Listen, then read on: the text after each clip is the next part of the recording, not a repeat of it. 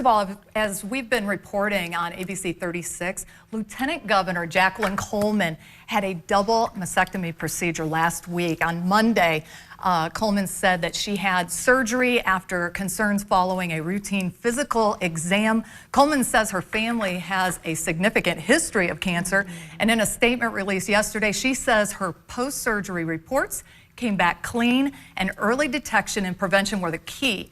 Coleman now encouraging others to get their checkups, saying in part, quote, "If I had put this off, skipped appointments, or not taken it seriously, it is likely the news I'd be sharing that eventually would not have been so great." So Coleman also thanked people in the state for their prayers and their well wishes as well. Yeah. And as you all that watch the show might know or might remember, Jacqueline Coleman was our very first guest on Let's Talk Kentucky. She was a dear. We loved having her. She was so much fun, high energy.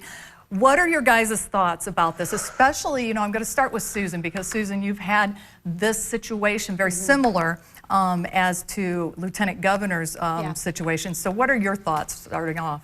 Well, I think when we first mentioned this before, I applaud her for being proactive with this, because I think all too times life gets busy and we start prioritizing the things that we maybe not should prioritize maybe a little bit less. Our health should always be a top priority.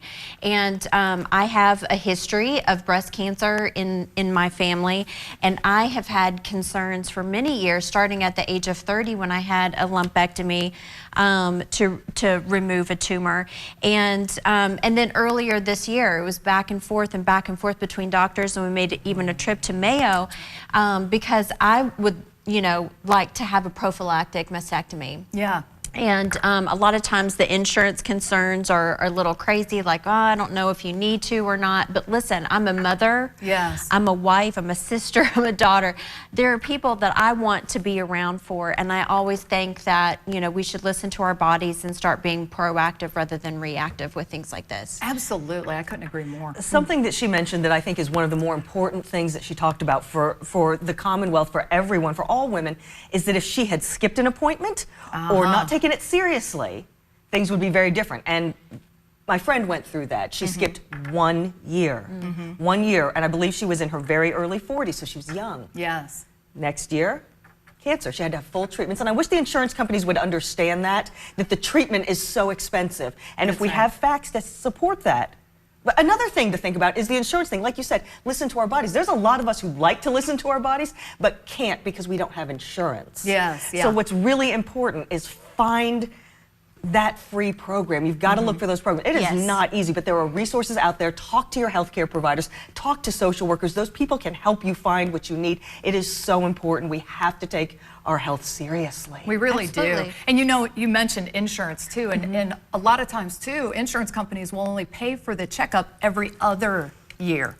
And so, you know, those type of stipulations can really be difficult and even dangerous for a lot of women out there. So but you know, again, the onus is always on us. We have to make sure that we make the time to go do these appointments. Why do we not do it? That's what I don't understand. Like, I am very busy and I do not follow up on a regular basis on these mammograms like I should. And I every time when we cover this story, I think, I've got to make that appointment, got to make that appointment. Why do we not prioritize ourselves? That's kind of my question with this. I think oftentimes there are so many other people that we want to prioritize with as women. And we have to stop that. Nurturers. Just because we're women doesn't mean we have to do that anymore. Yeah. Period. Yeah. I can't take care of people if I'm not healthy. Yeah, absolutely. And I think that when it comes to like insurance, because Lisa, you and I both, and Kim, you may too, with my son and all of his special needs and medical circumstances, there have been times you have to be the squeaky wheel, because the squeaky wheel does get the grease. And as anyone who knows me very well, I am the most persistent little bugger